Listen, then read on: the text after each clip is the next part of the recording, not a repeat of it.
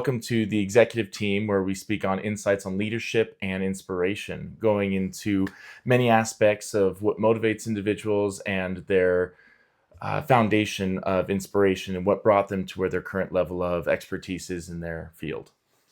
My name is Forrest, and this is my brother. Yeah, Jeremy. And we both have backgrounds in the professional world and educations that kind of round about that, but we'll go into that in a minute.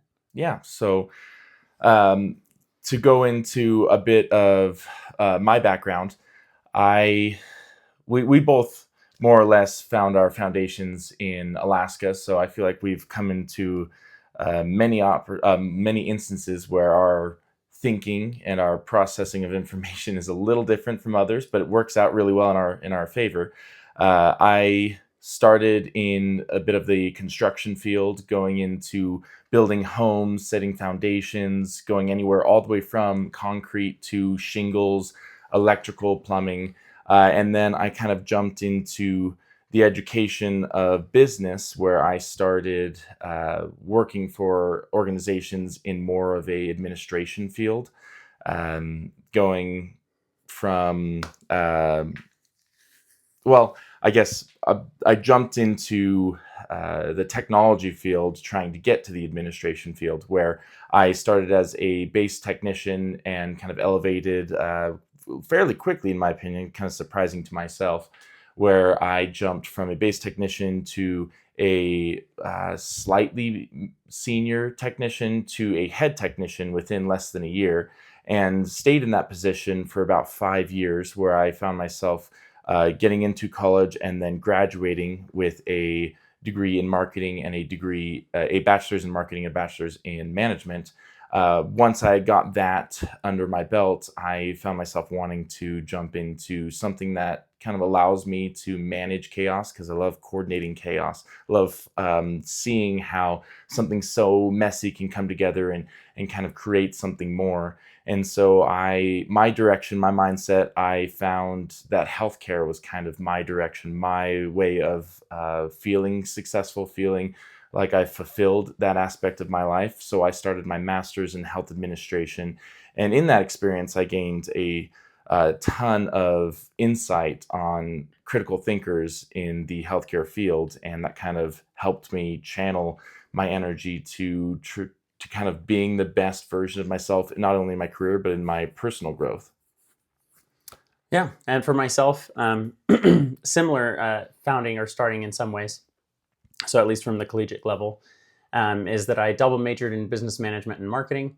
And at the time I was going through college, I worked for a large tech firm, a tech company, supporting in a retail space more specifically at that time. But upon graduating, I worked in the financial sector for 5 years with financial institutions from a technical side, as a business systems advisor and as a project manager.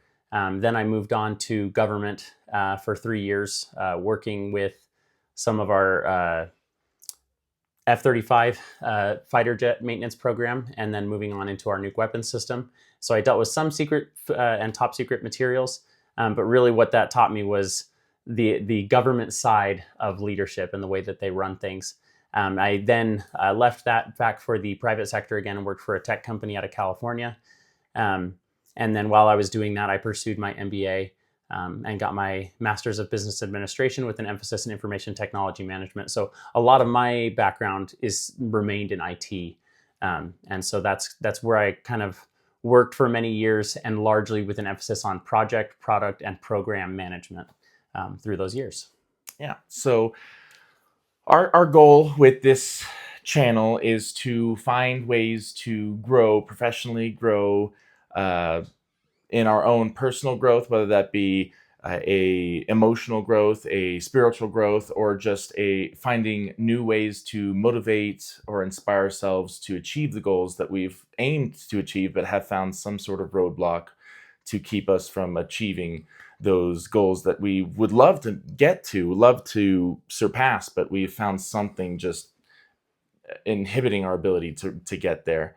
And so with that, we're trying to collaborate, whether it be through books, conversation on things we've run into recently on guest speakers that would be coming from either anywhere ranging from a professional experience, whether that be in business, in healthcare, in any other sort of business, whether it was a personal trial that they had to overcome, and what they gained from that, and how it can contribute to not only a better understanding of how we can improve, but also how we can find a way to find that growth, whether again being in the career aspect, leading others, leading ourselves, or just being a better spouse, a better parent. In all of that, the goal is to learn from others' experiences and to improve ourselves and find that motivation that really either raises the bar for what we're currently holding ourselves, or to finding that way that we hadn't previously thought to reaching our goals. And I think a lot of what inspired this was the innate desire within us to progress. And so a lot of that was professional, in terms of our educations, in terms of our occupations, but there were also personal goals that, like Forrest was saying, that kind of help us develop the skills that we want to be a good community member, a faithful spouse and father, and good to the world around us. So ultimately, I think our goal is to invite you to opportunities where you can learn something more about how you can become something more. Yeah. So we all have some experiences that brought us to where we are, the successes, the failures. And with that, there are many opportunities to grow even now. Not to say that we aren't good at certain things, but there's always opportunities to become a better versions of ourselves. And in that, one of the things I just wanted to go over quickly is, well, not necessarily quickly, we can draw it out however long we need to, but discussing more of our highlights in our professional journeys, whether that be within our educational or professional fields, going into what brought us to some of our successes, some failures that we found, and how we grew from it. Yeah, and I think if we go into any specific examples here, I'll go kind of high level. Um, there have definitely been instances in my career and in my education where I felt myself being pulled in one direction or another. And honestly, I didn't see myself going into the financial sector, working for a couple different banks after my graduation for my undergrad. But I did find that I worked closely with leadership in both of those positions, and really enjoyed the opportunities to learn from those individuals, because we all have some level of pride within us. And ultimately, I have had kind of a personal goal of learning from other people, because I feel that wisdom can either be gained through experience, or we can listen to the wise and then apply that. Now, that I honestly think that's more difficult, but I think in some ways you kind of, it's like a cheat code to life, in that if you don't have to go through it yourself because you're willing to be humble enough to learn from somebody else, that you can progress at a more rapid rate. Now, again, the difficulty, it's more difficult for that to kind of sink in, I think. Yeah. But what I found in working for the first financial institution I worked for, I was in over my head. I got a job offer out of college and was very impressed with the opportunity. But it was a lot for me to make that transition from working in retail in a technical area. I had to have these skills that were useful for the career I was stepping into, and I did a lot of public speaking, so I didn't have problems speaking in front of people or working directly with leadership. But I was in over my head, and so seeing that the leaders around me were willing to teach and kind of saw me as the future of an organization, meant that I felt that I was being invested in, and I was very grateful for the leadership that I received directly out of college in that job as a business systems advisor. And to this day, very impressed and have learned much from the experiences of others. Now, I've gone through enough of my own now, because I didn't learn from everything. And honestly, again, we're kind of hoping that we can teach you some things here. And I guess I'm not getting too specific with things, but I don't know, how in depth do we want to get? Well, Right I now? mean, we can go. So the goal here is to find ways to not only find inspiration ourselves, but to help others who have been looking for some aspect that can help them grow. So one of the things that you said earlier, which was, I feel like, a great way to help understand is that some of us feel so prideful, like, oh no, I'm going to learn it myself. Like someone may have learned a certain way, but I'm not going to learn that way. And that may be true. There's many instances where you'll find someone who learned from a textbook, but I'm a hands-on person. I have to see it. I have to, like, a video can help me, but even more than just a video, if I can do it myself, then I'll learn it, whether that be in math, sciences, whatever it may be. You may have noticed in school that if you're hands-on, you'll find that you'll remember it a lot better than if someone just showed you, or even more so if you just read it out of textbooks. So one of the things you said was that in your experience, you've seen some people where they kind of refuse to learn from other people's experiences. And I found a perfect relation to that when I first started construction. The thing that blew my mind was I was working with a very experienced older gentleman, and he would always say, make sure there's nothing on top of the ladder when you move it. And so we're talking 7-8 foot ladder at this point. It's just a step ladder. And he would always specifically be like, make sure there's no hammer on it, because he clearly had a bad experience in the past. And in my mind, bad experience. and in my mind, I was like, of course. I mean, you want to make sure there's nothing on top of the ladder. You want to make sure. And so, I mean, in the back of my head, I was listening to that. I would always be like, okay, yeah, let's just make sure there's nothing on top of the ladder. And every once in a while, there'd be like a bolt or something if I was tightening something down or something of that sort. A set of nails when I was using a nail gun.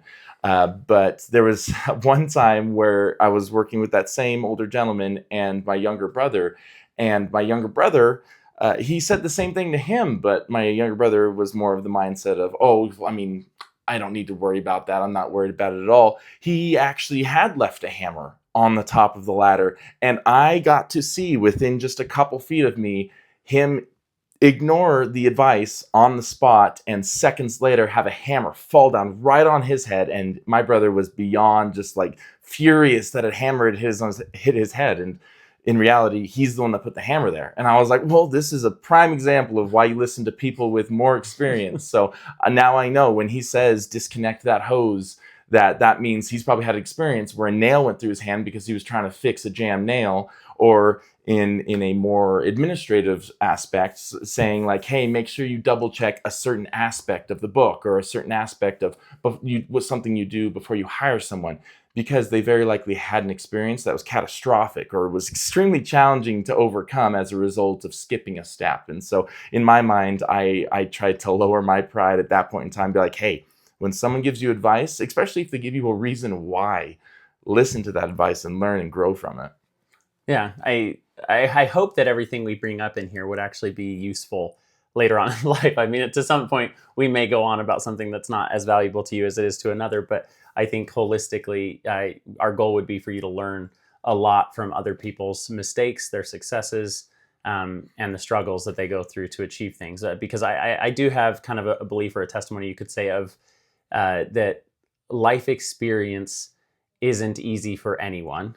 And what I mean by that is, again, kind of that wisdom. If we can bring somebody in here who talks about all the steps they took to become a powerful executive, and to lead teams to great success, we can learn from that rather than having to find those steps ourselves. Now, that said, it's not exactly the same. You kind of talked about the hands-on experience versus watching a video versus reading a book kind of thing. There are different ways of learning, but really this is us kind of sharing as much as we can in a way that we find effective. And so, yeah, hopefully we can get more people in here to talk about those highs, those lows, and everything in between. Yeah. So I guess some more of my experiences coming to where I am now, from going into my bachelor's in marketing and then the other bachelor in management.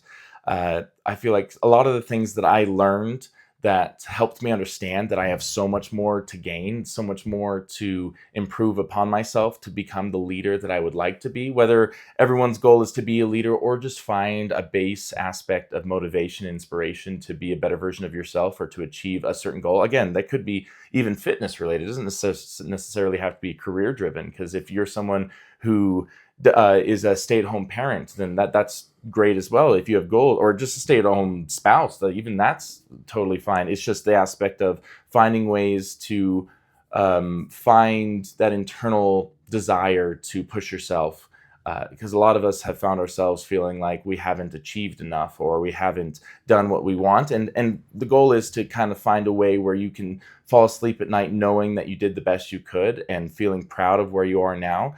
And so going in from that, my kind of where I started up on that with my bachelor's, I found that there's a lot of people who push themselves really, really hard, knowing how to drive themselves, knowing how to achieve their goals already. And then there's some people who don't know what degree they want, don't know what direction they want to go in life, don't know necessarily how to work hard, but they would like to work hard. They would like to feel like they're not only wanted in their workplace, but also feeling like they're needed, to where they get into the workplace and everyone else has a sigh of relief once they get in there. Or when you walk into your front door on your, like, right after work, and your spouse has that sigh of relief, like, finally they're here because I know they can solve these problems, or that we can achieve something that we weren't previously capable, or something of that sort. So it was interesting to see in college that some people know exactly what they wanted and others didn't. And in that experience,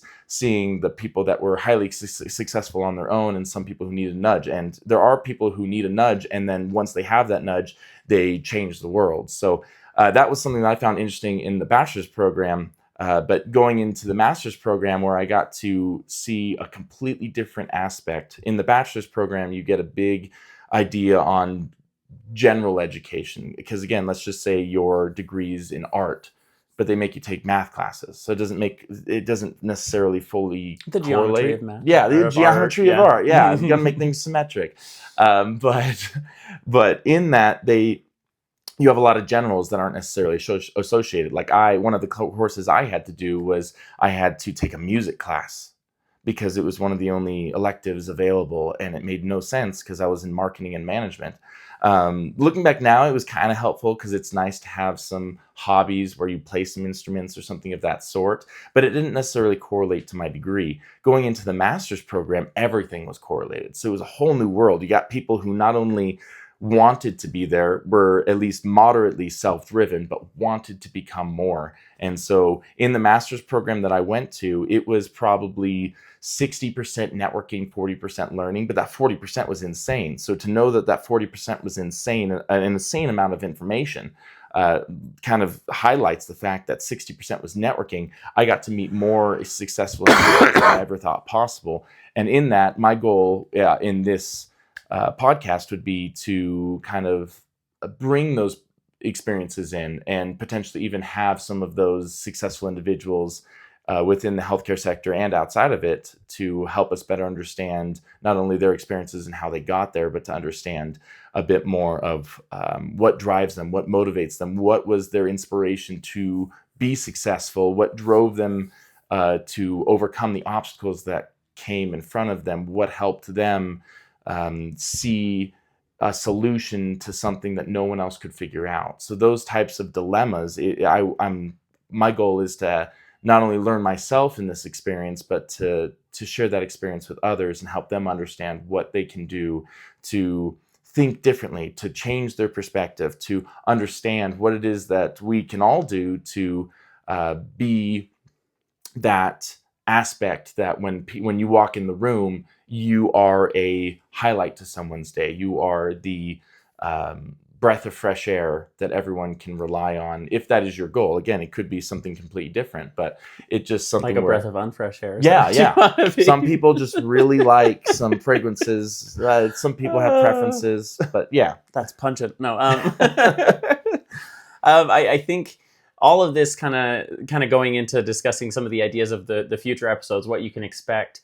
There are business concepts or concepts that apply really holistically in people's lives. So the Johari window is one that I think of. I'm just going to give that example kind of here, but I'm sure we'll do, in fact, I'm confident we'll do an episode in the future on this because I find it very valuable. So there are 4 quadrants in this Johari window. So, and I'm trying to remember all of them perfectly. So there are things you know about yourself, things that others know about you and that you know about you, things that others know about you and you don't know about yourself, and then things that no one knows about you. And so in a professional world, in a personal relationship, in your homes, there are ways that you can recognize or learn from others around you. So this Johari window, there again are things that other people know about you that you don't know about yourself. And if you're humble enough to listen, you're going to grow from that. So the Johari window is just one of those examples where people see things from different perspectives and there's something to be gained. So things I know about myself that no one else knows about me, I can become more vulnerable over time and be willing to kind of share who I am and be more open with people. But I can also learn where that boundary lies, because I don't necessarily want to tell everybody everything, because not everybody's earned that level of trust. So we'll go through things like that, some business concepts. We'll talk about some economic concepts as well. We'll be going over quite a few different books. We will be starting next week, if I can just say this now, with the 80-20 rule. And so the Pareto rule, or Pareto principle, is what other people may call it. But we will be discussing that. We'll be discussing other books like 7 Habits of Highly Effective People, and so many more that really are some of the biggest books and concepts well known in the business industry and in personal and professional development. Yeah, so I'm excited to not only learn in this process, but to gain a better understanding from everyone else who's listening, who's watching. To, like, within your comments, our goal is to enhance the experience, to grow and better understand where we can all kind of improve together. So just to make sure this part's clear, if you do feel like something can be added to the conversation to improve not only the train of thought or to better understand certain aspects that seem to be lacking in the educational field on the specific topic, or just to better outline the specific aspects of what it is we're discussing to better understand the topic. Because again, there's ways that certain people have explained it. You might find a YouTube channel or a podcast that explains how to get certain aspects of personal growth, but they just don't seem to address the specific kind of dilemma that you're running into. Again, we don't want to get too specific, because then it just sounds like we're really kind of putting something on to something that may not apply to 99% of everyone else. But the goal is to better understand and improve within ourselves, but to try, kind of address topics that may not be as in depth as you may like. So again, if you have recommendations, if you have a book or an individual or even a concept that you'd like to address, we may find a book to address that concept. We may find an individual who excels on that topic. We may find someone who has specific education or specific experience in that field that we can try to get on. So within all of that, we would really appreciate engagement as much as we can, because we want it to be an experience that it's not just us growing, it's everyone who's watching and listening. Yeah, and we'll pay attention. We're still trying to determine if we'll do a live show in the future. If it really becomes something that's valuable to the viewers, we would do that. And I can assure you that we take the idea and of the comments and emails that we would get seriously enough to, again, contemplate whether or not that's something that would work for most people or should be addressed, or could be very valuable for others. So we encourage that. We encourage those questions. We encourage your thought-provoking ideas on things. And so please feel free to share those kinds of things with us, because I really do believe that'll help form the channel a little more effectively in the direction of what our users or subscribers, followers would call it. And along those lines, initially we will have this set up on YouTube and Apple Podcasts, and then we're looking at Spotify and other things going forward as well. So yeah, it makes it a little interesting, because when it comes to podcasts, there are a lot of apps that do it. There are a lot of, like when you go to an Apple device, a lot of people use Spotify or Apple Podcasts. But we recognize not everyone uses Apple, not everyone uses Android. So we want to get it available to as many people as possible. So again, with your engagement, we can better understand if there's a specific app that is more successful or better and more ideal for all users. But like Jeremy was saying, we do have the topic or the book that we're going to be starting the conversation on. Not to say that it's everything that on our next episode is going to be on is on the 80-20 rule, but it is something that allows us to start a conversation, better understand aspects of that book that intrigued us, but also others that we'll be kind of conversing with throughout the week, just until we have more engagement from the listeners to better understand what they would like to hear, what you have seen either a struggle maybe or a highlight within that experience, and then also potentially having guests on to also address experiences they've had concerning a specific aspect of a book or a book entirely that helped them kind of push past a hard or really draining experience that helped them grow in the end, or just help them better understand how to connect with others or to be a better version of themselves and or leader. Yeah.